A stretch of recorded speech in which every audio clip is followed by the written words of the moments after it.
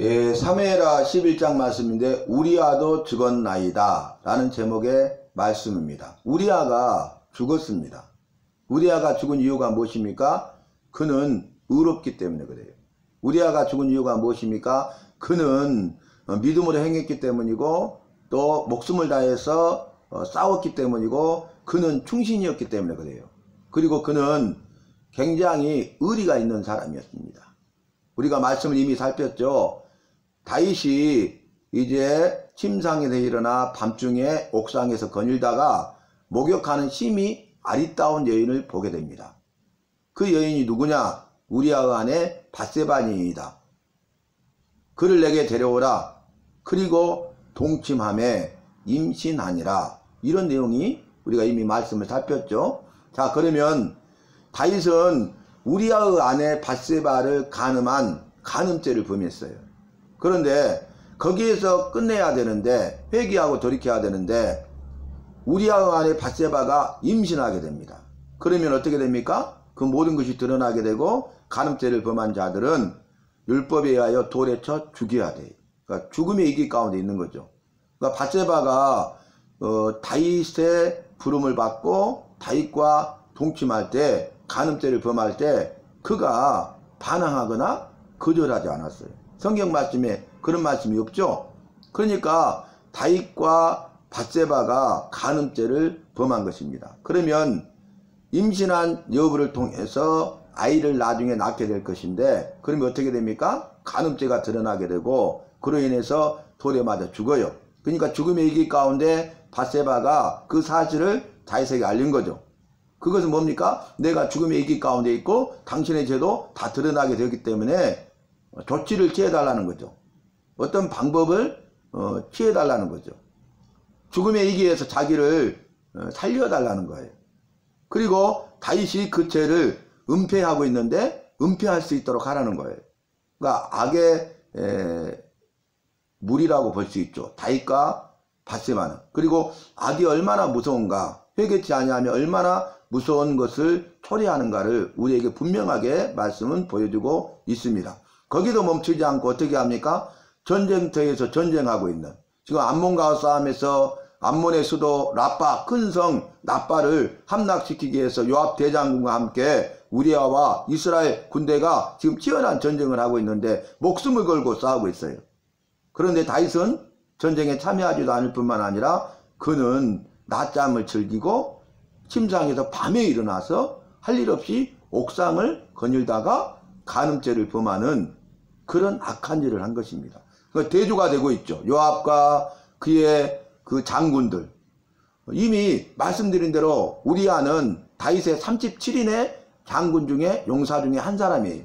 그러니까 다윗과 함께 했던 사람이고 생사고락을 함께 했던 사람이고 다윗을 위해서 목숨을 걸었던 사람이고 지금도 목숨을 걸고 싸우고 있잖아요. 그러면 우리아는 다윗에게 충신 아니겠습니까? 그런데 이런 어마어마한 죄를 범한 것이에요. 그런데 그 죄를 회개해야 되는데 회개치 아니하고 은폐하기 위해서 처음에 은폐했죠. 그런데 임신 여부로 은폐 여부가 드러나게 되니까 그러면 회개해야 되는데 그럼에도 불구하고 그것을 은폐하기 위해서 전쟁하고 있는 우리아를 전쟁터로부터 불러들여요. 그리고 취하면서 집에 내려가서 발을 씻으라, 네 아내와 동침하라, 휴가로 부른 거죠. 그리고 쉬고 가라는 거예요. 그런데 지금 괴가 그곳에 있고 그 다음에 요압 장군과 그리고 많은 군사들이 지금 전쟁 중에 있는데 내가 일신의 안위를 위해서 어떻게 그렇게 할 수 있습니까? 하고 집에 내려가지 않냐고 성문 앞에서 잠을 자버려. 그러니까 그 다음날 또 부르죠. 그러면서 어떻게 합니까? 이제는 그가 내려가지 않겠나이다. 집에 내려가지 않겠나이다. 이렇게 말하니까 그 마음이 확정된 것을 보고 거기서 회개해야 되는데 어떻게 하죠? 먹고 마시고 취하게 해요. 먹고 마시고 취하게 해요. 그러면 어떻게 됩니까? 사람이 취하게 되면 제정신이 아니기 때문에 스스로 제어할 수 없기 때문에 자연스럽게 집으로 가는 것 아니겠어요? 그리고 잠자리를 하게 되면 은폐할 수 있는 거죠. 이렇게 아주 간악한 것을, 다윗의 간악함을 보게 됩니다. 여러분, 죄가 이렇게 무서워요. 다윗뿐만 아닙니다. 다윗 같은 사람도 이렇게 죄를 범하고 죄에 대해서 회개치 아니하니까 은폐하고, 죄가 드러나게 되니까 더 은폐하고 더 악한 일을 깨하고 더 큰 죄를 범하는 것을 볼 수 있지 않습니까? 그래서 성경 말씀이 틀림없어요. 욕심이 잉태한 즉 죄를 낳고, 죄가 장성한 즉 사망에 이르느니라. 그러니까 멈추지 않는 거죠. 브레이크 없는 엑셀레타죠. 가속만 계속하고 있는 거예요. 브레이크 멈춰야 되는데 멈추지 않는 거예요. 우리가 죄악된 길로 브레이크, 이렇게 가속 페달을 밟고 갈 때는 브레이크가 필요해요. 멈춤이 필요한 거예요. 그게 뭡니까? 회개입니다. 회개가 브레이크 역할을 해요. 그래서 멈추고 돌아서야 돼. 그 지금이라도 회개하고 지금이라도 다시 말씀으로 살아야 돼. 지금이라도 회개하면 살려니와 그렇지 아니하면 죽고 망하리라. 이게 여호와의 말씀 아닙니까? 왜 그렇습니까? 우리는 죄인이잖아요. 죄인으로 태어나서 죄인이고 죄만 짓고 살다가 죄로 말미암아 죽게 되는데, 죽음 위에는 죄에 대한, 내가 지은 내 죄에 대한 심판이 있고 그 죄에 대한 형벌을 받아야 된다는 것 아닙니까? 그러니까 죄인으로 태어나서 죄를 지어요. 그러니까 그 죄에 대해서 회개하라는 것입니다. 죄로부터 돌이키라는 것이죠. 말씀으로 살지 못한 것이 죄인데, 우리가 죄인이기 때문에 말씀대로 살지 아니하고 내 뜻대로, 내 생각대로, 내 지혜대로, 내 방법대로, 내 경험대로 살아가잖아요. 그리고 이 세상이 주는 쾌락이 있지 않습니까? 육신의 정욕과 안목의 정욕과 이생의 자랑이 주는 쾌락, 즐거움이 있잖아요. 잠시 잠깐의 만족이 있잖아요. 그러니까 세상과 짝해서 그것을 추구하면서 살아가는 거죠. 그러다 보니까 말씀대로 살지 않아요. 내 뜻대로 살아요. 마음대로 살아요. 그 나는 내가 하고 싶은 대로 하고 산다. 하고 싶으면 하고, 하고 싶지 않으면 안 한다. 제가 요즘에 보니까 자연인, 그전에는 자연인이 별로 없었어요. 그분들 정말 어떤 사연을 가지고 어쩔 수 없는 상황 가운데 산속에 들어가서 사는 것 아니겠어요? 그러니까 자연인이라는 그런 말도 없었어요. 그런데 자연인이라는 그런 프로를 하니까 재해석이 되고 재조명이 되죠. 그러니까 마치 그것이 어떤 사연이 있어서 그래요.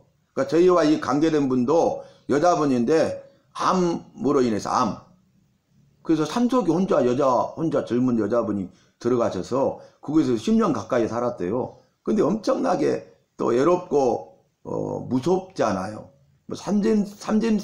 산짐승뿐만 아니라 또 이제 등산객들이 또 어떻게 찾아오게 되면 여자 혼자 있기 때문에 다 사연이 있거든요. 그런데 이제 그걸 조명하다 보니까 웬만하면 자기도 자연인이 돼야 되겠다. 그래서 산속에 들어가서 사는 사람들이 많이 지금 생기고 있잖아요. 그런데 그분들 가운데 다는 아니겠지만 이런 말씀을 하시더라고요. 행복이 뭐냐? 다른 것 아니라 내가 이 산속에 들어와서 살고 보니까 나는 행복하다. 근데 행복에 대해서 이렇게 말해. 나 하고 싶은 것 하고 하고 싶지 않는 것을 안 하니까 행복하다는 거예요. 내 마음대로 사는 거죠. 내 뜻대로 사는 거죠. 내 경험대로 사는 거죠. 내 지혜대로 사는 거죠. 그런데 우리가 죄인이고 죄성이 있기 때문에 죄를 범한다는 것이에요. 성경 말씀은 뭐예요? 성경 말씀은, 여호와의 말씀은 두 가지. 하라, 하지 말라. 둘 중에 하나예요. 하라 말씀하셨잖아요. 그러면 하는 것이 믿음으로 사는 것이고 죄를 범하지 않는 것이고 의로운 거예요. 선을 행하는 거예요. 그런데 하라 했는데 하지 않으면, 말씀대로 살지 않으면 죄를 짓는 것이고 의롭지 못하고 그것은 선한 것이 아니라 악한 일이에요. 또 두 번째는 하지 말라. 하고 하지 않아야 말씀으로 사는 거잖아요. 그런데 하지 말라 했는데 나는 하고 싶어. 그래서 내 뜻대로 했어요. 말씀대로 살지 않은 거죠. 그게 죄입니다. 그래서 말씀하신 대로 주님을 나의 길이라 우리는 부르죠. 주님을 나의 길이라, 내가 주님을 따라가리라, 말씀으로 살리라, 믿음으로 살리라, 죄를 범치 아니하고 의롭고 선을 행하리라. 이렇게 우리가 입술로 고백하고 결단하지만은 주님을 나의 길이라, 내 인생길 가는 데 있어서 주님이 나의 길이시다. 내가 주님 따라가리라. 뒤돌아서지 않겠네. 주님만 바라보겠네. 이렇게 하지만 주님을 나의 길이라 부르면서도 그 길로 가기 싫어서 딴 길로 행하는 것이 죄인된 우리의 나의 모습이다 그 말이. 그렇지 않습니까? 우리는 이 성경 말씀에 하라 하지 말라는 그 여호와의 말씀대로 믿음을 가지고 순종하는 것이 진정한 은혜요, 진정한 복이요, 진정한 생명인 줄로 믿습니다. 우리가 하라 예 하고 하지 말라 예 하지 않는 것이 주님께서 우리에게 나에게 은혜와 복과 생명을 쏟아 부어 주시는 것이고, 내가 그 쏟아 부어 주시는 은혜와 복과 생명을 누리는 복된 일입니다. 여러분, 그래서 우리가 여호와의 말씀대로 살아야 돼요. 말씀은 생명이라고 말씀드렸어요. 그 말은 나를 살리는 것은 말씀이에요. 말씀은 나를 살립니다. 말씀은 나를 변화시키고 새롭게 하셔서 살려내요. 나만 그렇습니까? 내 남편과 아내와 자녀손들과 생업과 기업과 해가는 모든 일, 가는 곳마다 내가 무엇을 하든지 누구를 만나든지 말씀은 생명이기 때문에 말씀은 변화시키고 말씀은 새롭게 하고 살려내는 것입니다. 여러분, 내가 내 남편이 아내가 자녀손들이 생업과 기업이 살아나기 원하십니까? 그러면은 말씀대로 내가 살아야 돼. 그러면 그 말씀이 그 모든 것을 변화시키고 새롭게 하고 살려내는 것입니다. 그래서 우리가 여호와를 믿고 여호와의 말씀을 믿는 거예요. 여호와를 믿기 때문에 여호와의 말씀대로 행하는 것입니다. 말씀대로 순종하는 것입니다. 순종을 떠나서 순복하는 것입니다. 순종하고 복종하는 거예요. 그것이 은혜와 복과 생명이기 때문에, 그것이 은혜와 복과 생명을 누리는 것이기 때문에, 그래서 말씀대로 작은 소자들을 섬기라. 작은 소자에게 한 것이 내게 한 것이니라. 이 말씀하셨으면 우리는 어떻게 해야 돼요? 작은 소자들을 섬겨야 되겠죠. 작은 소자들을 섬기라 하라고 그랬잖아요. 그러면 내 형편과 처지 때문에 나는 할 수 없어요. 이렇게 우리가 핑계대고 합리화할 수 있고 변명할 수 있지만은, 그럼에도 불구하고 상황과 환경만 바라보지 말고, 그럼에도 불구하고 핑계대거나 변명하거나 합리화시키지 말고 예 하고 우리가 믿음으로 순종하고 복종하면 주님이 일하십니다. 그것이 말씀대로 사는 것입니다. 말씀대로 살 때에 주님이 은혜와 복과 생명을 쏟아부어 주시고 은혜와 복과 생명을 나는 마음껏 바라 누리는 주인공 간증자가 되는 것입니다. 그것이 뭐예요? 결과적으로 내가 변화되고 내가 새롭게 되고 내가 살아나는 거예요. 내가 나를 변화시켜요? 내가 나를 새롭게 해요? 내가 나를 살려냅니까? 아니에요. 여호와께서 나를 변화시켜 주셔야 내가 변화되고, 여호와께서 나를 새롭게 하셔야 내가 새로워지고, 여호와께서 나를 살려내셔야 내가 살아나는 것이에요. 근데 그것은 말씀을 통해서 하신다는 거예요. 여호와는 말씀이시라. 말씀으로 천지 만물을 창조하셨습니다. 말씀에 권세와 능력이 있습니다. 말씀에 권위가 있습니다. 말씀이 진리의 말씀이고 생명의 말씀이고 능력의 말씀입니다. 그래서 우리가 말씀대로 살아야 돼요. 이번 주 월요일날, 여러분 화요일부터서 강주뿐만 아니라 전국에 강추위가 계속되고 눈이 계속 내리죠. 특히 강주 지역은 화요일부터서 지금 계속 눈이 내렸는데 좀 그쳐서 녹은 듯 하는데 또 쏟아지고 강추위가 계속되고 있죠. 그런데 한 번도 만나뵌 적이 없는데 그 작은 소자, 권사님이 목사님 이러이러한 분이 있는데 그 10일 전에 생명을 생존하고 연명하고 계신 분이 계셨잖아요. 가서 처음 한 번도 뵌 적 없는데도 복음 전해서 그분이 치매시고 두 기가 안 되시는데도 반응하시고 예수님 영접하시고 주님이 부르셨죠. 근데 이번에는 그런 분이 계시고 중환자실에 있는데 24시간 의식이 없으신데 목사님 가서 복음 전해야 되지 않을까요? 그러시는 거예요. 그렇게 합시다. 근데 부산이에요, 부산. 그래서 월요일이나 화요일 정도 일정을 맞춰가지고 그때 목사님하고 저희하고 되니까 가시게요. 그런데 빨리 가는 게 중요하잖아요. 어떻게 될지 모르니까. 또 주님께서 그런 마음을 주시고 또 순종하게 하시고 저도 그 마음에 사모와 함께 순종해서 그렇게 갑시다. 가서 복음을 전합시다. 이렇게 해서 그러면 월요일날 갑시다 해가지고 7시에 출발했어요. 저녁 7시 넘어서 도착했어요. 가서 이제 보니까 면회 시간 전에 가려고 부지런히 갔는데 그 딸이 오시지 않았어요. 그래서 이제 들어갔더니 의식이 전혀 없었어. 그러니까 어르신 저 왔어요 하고 권사님이 막 이렇게 해도 전혀 반응이 없었죠. 깊은 잠에 빠진 거죠. 깨어날 수 없는 깊은 잠에 빠진 거죠. 그래서 제가 어르신 안녕하세요. 주님이 어르신을 사랑하셔서 저기 먼 전라도 광주에서 여기 부산까지 저희를 보내셨어요. 저는 김지영 목사입니다. 우리 주님이 우리 어르신을 사랑하기 때문에 제가 아침에 일찍 출발해서 여기 왔습니다. 어르신 다 들리는 줄 압니다. 눈을 좀 뜨세요. 반응이 없으세요. 그래서 이제 머리부터 발끝까지 주위 혈자리 용천까지 다 이렇게 막 주물르면서 마사지를 하면서 어르신 눈 떠보세요. 눈 떠버린 거예요. 그래서 그분한테 복음을 전했어요. 그리고 영접 기도를 했어요. 할렐루야. 주님이 기적을 행하셨잖아요. 그리고 주변에 이제 중환자실에 나머지 5분까지 6명 계시니까 사모님이 내가 여기 어르신 할 동안 가서 막 하고 말씀도 전하고 이렇게 하셨거든요. 사모님이. 그래갖고 그분들한테도 복음을 전해요. 주님의 뜻이 있습니다. 그 어르신을 향한 주님의 사랑이 있는데 그 어르신을 통해서 그 중환자실에 있는 나머지 총 6분 주님은 이렇게 살아계셔요. 우리가 그걸 너무 먼데 다음에 또 기회가 있겠지? 이러면 할 수 없잖아요.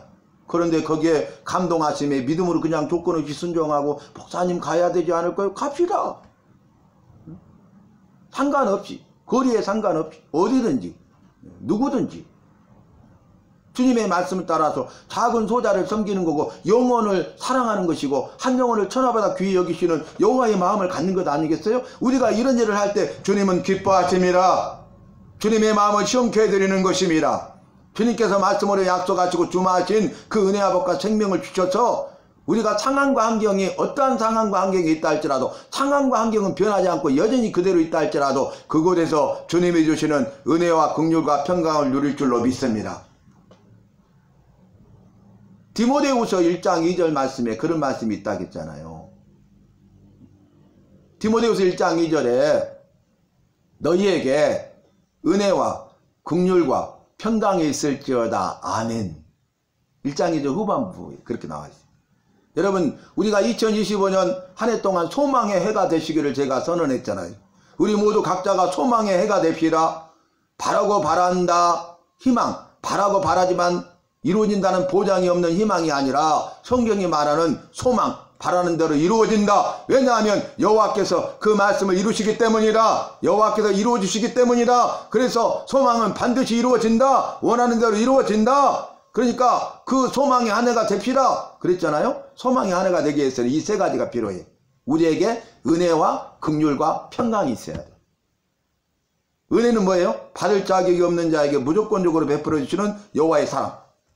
받을 자격이 없는 자에게 조건 없이 사랑을 베풀어 주시는데 그게 뭐예요? 왜 그렇게 하세요? 긍휼, 불쌍히 여기셔서 도와주시기를 원하시는 거예요. 긍휼, 불쌍히 여기셔서 도와주기를 원하시고 도와주시는 거예요. 여호와께서 나를 도와주셔야 돼. 그러면 상황과 환경은 어렵고 힘들고 고통스러워요. 그런데 상황과 환경에 관계없이 상황과 환경이 바뀌지 않는다 할지라도 우리는 평강을 누리게 됩니다.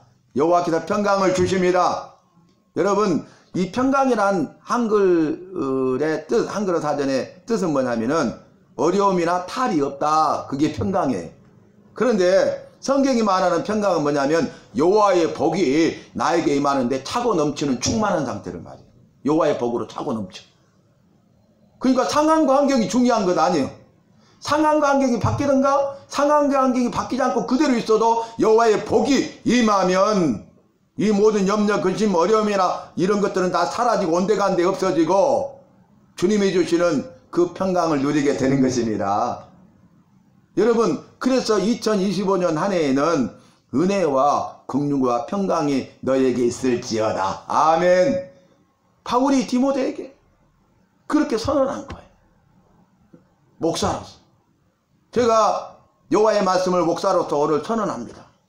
우리 모두에게 2025년 한 해 동안 소망의 해가 되게 하시는 여호와께서 우리 모두 각자에게 은혜와 긍휼과 평강이 있을지어다.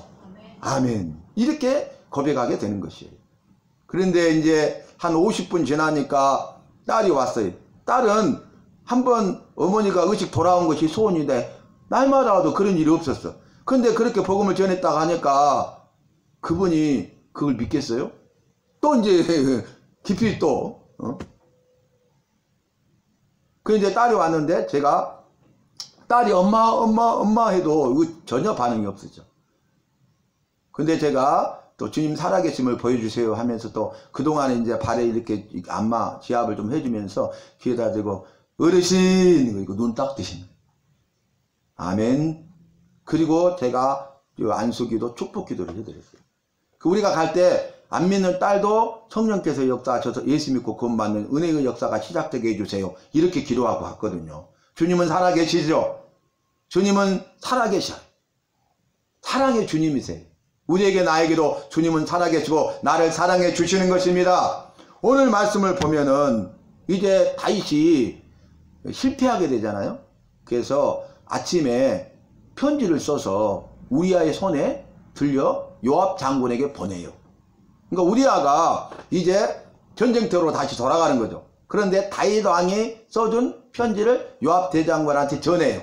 요압 대장군이 편지를 읽어보니까 이제 맹렬한 싸움 중에 우리아를 앞세우고 그리고 뒤로 물러서서 그를 죽게 하라. 이렇게 말하는 거예요.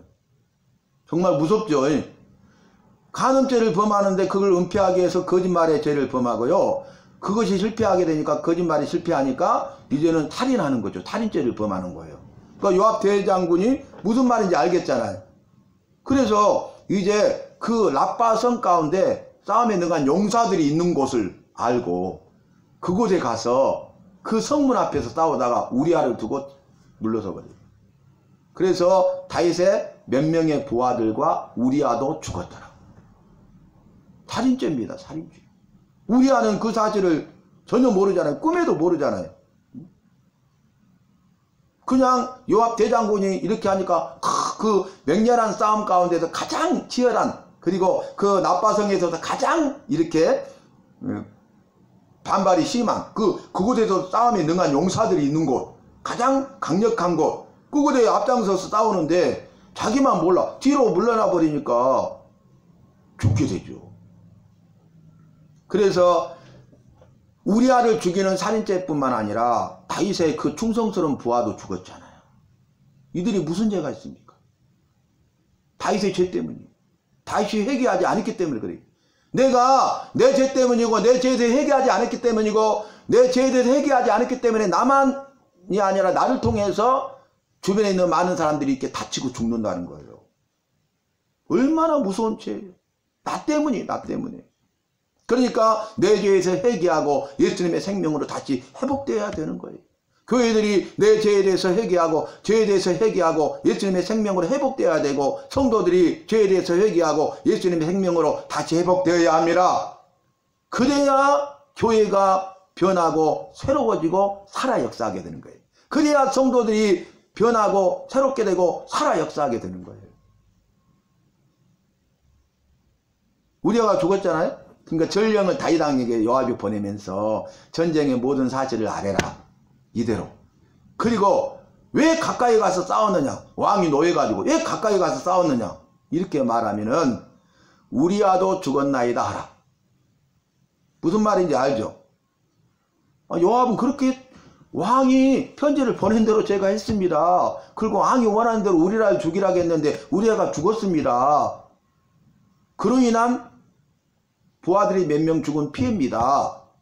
그렇게 한 거예요. 내가 성에 가까이 가서 싸우려고 한 것이 아닙니다. 그래서 이런 결과가 이루어진 것 아닙니다. 맞잖아요. 그러니까 다윗이 이렇게 노예가지고 왜 성 가까이 가서 싸웠느냐 하고 이제 이야기를 이렇게 하면은 전령에게 뭐라 하겠다고요? 우리 아도 죽었나이다. 그러니까 25절에 다시 뭐라 하냐면 이 일로 걱정하지 마라. 칼은 이 사람도 저 사람도 삼키느니라. 이런 악함. 이제 자기 목적을 달성했잖아요. 그러니까 전령에게 뭐라고 말을 하냐면 야 요압과 그곳에 있는 군사들에게 가서 전해라. 이 일로 전쟁의 실패로 걱정하지 말라. 칼은 이 사람이나 저 사람이나 삼키느니라. 그렇게 은폐해버려요. 정말로 여러분 우리는 정말 여호와를 믿는 믿음으로 살아야지. 그래야 하면 소망이 없어요. 여호와의 말씀으로 살아야지. 그렇지 않으면 소망이 없어요. 그러니까 내 안에 여호와가 계셔야 되고 누누이 말씀드리지만 여호와의 말씀이 있어야 돼요. 날마다의 삶 속에서 일생 동안. 그래서 주님이 부르실 때까지 여호와를 믿는 믿음으로 여호와의 말씀을 믿는 믿음으로 승리하는 우리 모두가 되어야 하겠습니다. 그 이후에 화요일부터 얼마나 눈이 많이 오고 쏟아져 버렸어요. 그러니까 우리가 월요일날 바로 갑시다. 여러분 우리가 그렇지 않으면 또 마귀가 흔들어 버리는 거예요. 시간이 지체되는 거예요. 주님께서 우리에게 마음에 감동하시면 어떤 마음의 감동이든지 주님이 원하시는 분명한 뜻이에요. 그러니까 우리는 분별해서 믿음으로 순종하시기를 바랍니다. 그러면 승리하게 하시고, 그러면 문제를 해결해 주시고, 그러면 마음의 성 기도를 이루어 주시고, 그러면 주님께서 예비하신 은혜와 복과 생명을 쏟아부어 주시는 것입니다. 그래서 우리가 그런 믿음의 기적을 체험하는 주인공 간증자가 되기 때문에 기쁘고 즐겁고 행복한 거예요. 나 하고 싶은 대로 하고 싶지 않으면 안 한 게 행복이지가 아니라 하라! 하고 싶지 않아도 했더니 행복한 거예요. 하지 말라! 하고 싶었는데 하지 않았더니 행복인 거예요. 그걸 체험하는 우리 모두가 돼야 되겠어요. 저와 여러분이 돼야 되겠어요. 그래서 여호와의 말씀대로 사는 것이 의로운 것이고 여호와의 말씀대로 살지 않는 것이 죄를 범하는 것이잖아요. 그러면 죄에 대한 진정한 해결은 말씀대로 살지 않는 것이 죄이기 때문에 다시 말씀대로 사는 것이라고 말씀드렸죠. 그래서 우리는 날마다 평생 동안 이 구호만 가지고 내 삶을 점검하면 돼요. 말씀으로 살고 다시 말씀으로 살자. 말씀으로 살면 죄를 안 지어요. 의로워요. 선을 행하는 거예요. 잘 살고 있는 거예요. 말씀으로 살고 연약해서 죄인이기 때문에 죄성이기 때문에 말씀으로 살지 못해서 죄를 범하면 회개. 다시 말씀으로 사는 겁니다. 그래서 말씀으로 살고 다시 말씀으로 사는 2025년 한 해가 되고 우리 주님이 좋으신 교회가 되고 오늘 예배 드리는 저와 여러분 모두가 되시기를 예수 이름으로 부탁하고 마음껏 축복합니다.